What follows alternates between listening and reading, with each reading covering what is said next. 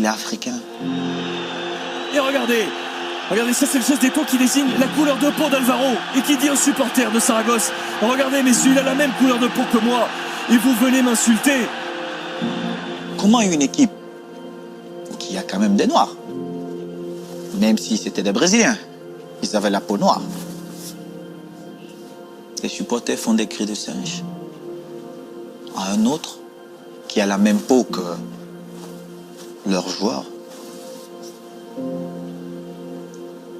Mais c'est parce que je suis africain.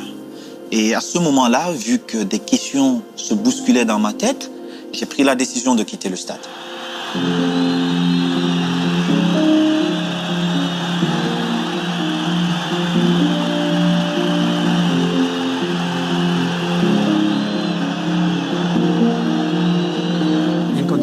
Dans des circonstances normales, le règlement dit que si un joueur décide de quitter le terrain de son plein gré, je dois l'expulser.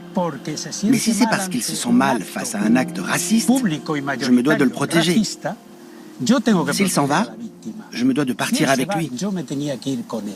La Ligue de football professionnel espagnole, la Fédération espagnole de football et le syndicat des footballeurs espagnols avaient lancé un protocole quelques mois plus tôt, au printemps 2005. Donc j'essayais de convaincre Eto'o de me laisser appliquer le protocole. Je lui disais, on va arrêter le match, prévenir le public par haut-parleur qu'il faut que ces chants s'arrêtent. Et si tout se calme, alors nous pourrons continuer le match. Il aurait dû sortir, il aurait dû être suivi par les joueurs. Mais il faut beaucoup de courage.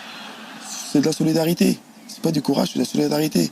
À partir du moment où le mec il sort et que les autres joueurs ils disent moi je sors avec lui, mais que tu sois noir ou blanc, tu dis non, moi je sors parce que je suis contre ce que j'entends, et que tous les joueurs sortent, bah, je te garantis qu'on ne sera pas là aujourd'hui. Le grand frère Patrick a peut-être raison.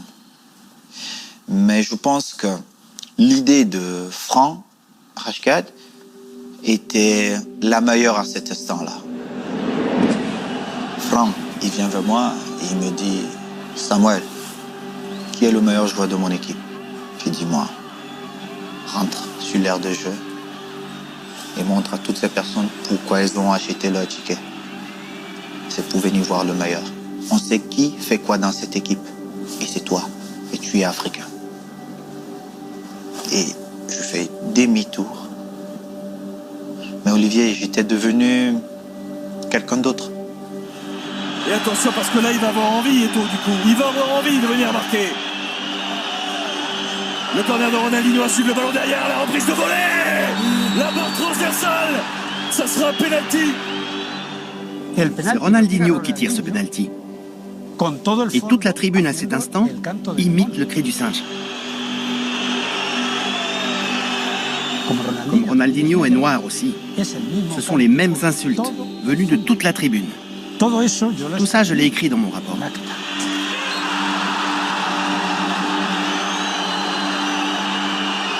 Quand tu vois que les cris de singe, tout ce qui se passe dans les stades, il n'y a aucune sanction.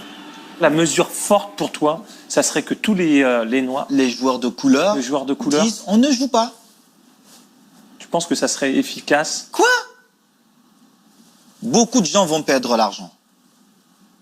Et quand tu touches déjà la poche de quelqu'un, je vais te dire, il va trouver des solutions.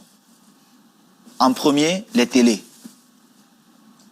Et tu verras que ces patrons-là mettront la pression à ces instances qui dirigent le football mondial et beaucoup de choses vont changer.